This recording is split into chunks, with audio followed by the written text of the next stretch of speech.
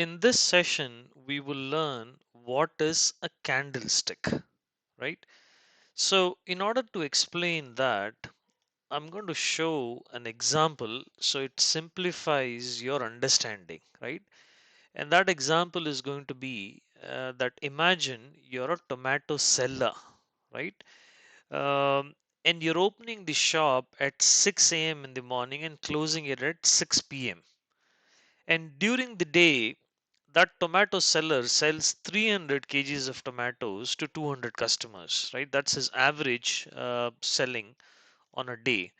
And then during the day, a news comes in that the floods in Maharashtra has affected the crops, which is a very big news because if it does, the floods will affect the supply, right? The growth of tomatoes will be impacted, and we all have seen this happening once in a while, right? Where the tomato and the onion prices shoot up because the supply will now be reduced while the demand remains consistent, right? So when the supply reduces, there is a high possibility of the prices going up because of this news, right? So the minute this news starts to come in, the prices start to increase or it starts to fluctuate, right? On that day, the market opened at 90 rupees per kilo. But the minute the news came in, the prices of the tomato went up to 150 kilos. And eventually, it closed at 120 rupees per kilo at 6 o'clock, right? This queue is driven by the news that came in, which is the supply getting impacted, right? So here is the table of the price when in the morning he started selling, the price was at 90 rupees. When the news came in at around 10, 11-ish type, the price shot up, right? Look at the curve from 90, it came down to 80, 70, and then this news came in when it shot up to 100, 120, and all the way up to 150. And then at around 1 o'clock, the news kind of settled down. There were announcements made, nothing will happen. A lot of actions were taken, and then, the price slowly started to stabilize and it closed at 120 rupees, right? Now, if we were to plot a chart based on this fluctuation, it is pretty easy, right? X-axis is time. The shop opens at 6 o'clock and closes at 6. The y-axis is price, right? You see how the price from 90 it went down to 70, shot up all the way up to 150, and then closed at 120, right? So this is an example which is very easy for us to understand because there's one seller, there's one market, and he has limited customers. And likewise, this seller, there are multiple sellers who are selling at around the same price, right, and have a similar impact. Now imagine there are millions buying and selling, which is the classic example of the stock markets that we have.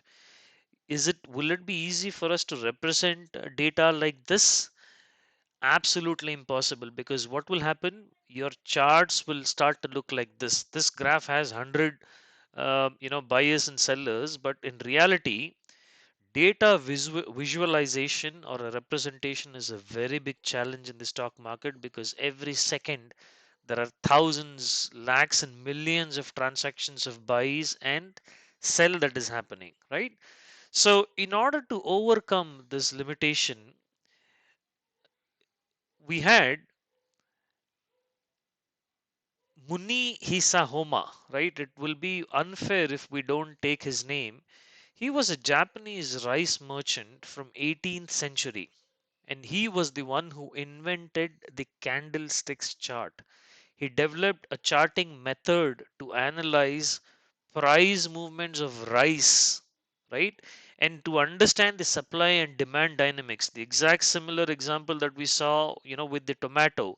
Here, he was a real rice trader, right? So he came up with this charting methodology to understand how the prices of rice are varying based on the supply and demand, right?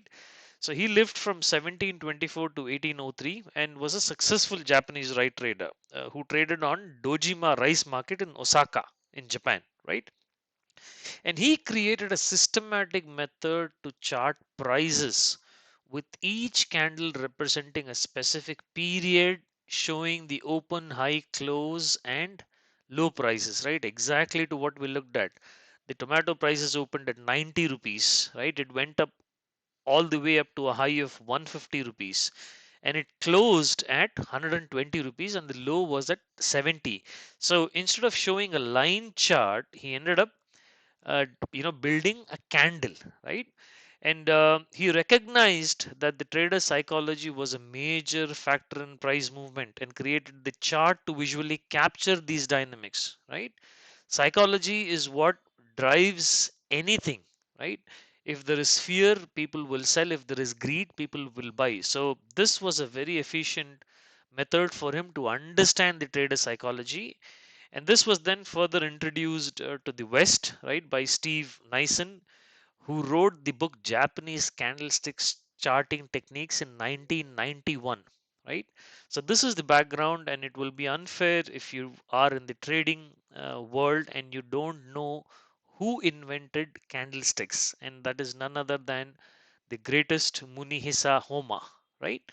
So with that said, the definition, right? Candlesticks are a type of price chart used to represent price movement of an asset. It can be anything. It can be tomato, it can be rice. But here, with respect to the stock markets, we are talking about assets like stocks, indexes, currencies. It can be crypto, anything that gets traded in the exchanges, right? Over a specific period of time, right? Earlier, the example that we saw was for one day. Here, the period can be as low as 1 minute, 1 hour, 1 day, 15 minutes, 20 minutes, 30 minutes. Every candlesticks can be uh, represented for a specific time frame, right? And this is how a candlestick looks, right? And the example that we looked at, the the tomato seller opened his market at 90 rupees, right, which is the low of that candle. It closed at 120, right? And then the y-axis is price, the x-axis is time, and here we're looking at a day candle bar, right? And the high it did was at 150 rupees, and then the low it did was at 70 rupees. So a candlesticks represents the low, open, close and high. These are the four very important key takeaways of a candlesticks, right? And then this is what we call the body, which you see the green bar in here. And this shows the range between where the markets opened and where the markets closed, right? And then what you see here are the wicks. The one on the top is what we call the upper shadow, and the one on the lower part of the candlesticks that you see is what we call the lower shadow, right? So like I mentioned earlier, there are four key data points, right, that any trader should know irrespective of at what stage that person is at, right? If you're a beginner, or if you're a veteran in the market for 50 years or 100 years, anyone looking at the chart looks at the candlesticks and they still look at the open, high, low and close. This is very important. No matter which stage of the trading career you are at, you will be using this. I can tell you this because I am using it even today, right? So that's a candlestick, and this is how a candlestick will look like. This is what we call a bullish candle. When the close is above where the markets opened, it is represented in green color, and we call it as a bullish candle, right? And if the close is below the open, right, where the markets opened at a higher price, it went higher, further higher, but eventually at the end of the day or end of a time frame, it could be 5 minutes, 10 minutes, 15 minutes, depending on what time frame you're looking at. If the close is below the open, it is called as a bearish candle, and it is represented in the red color, right?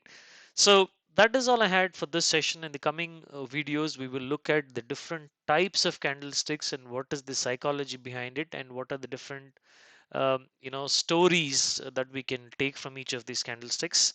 Keep watching. Thank you.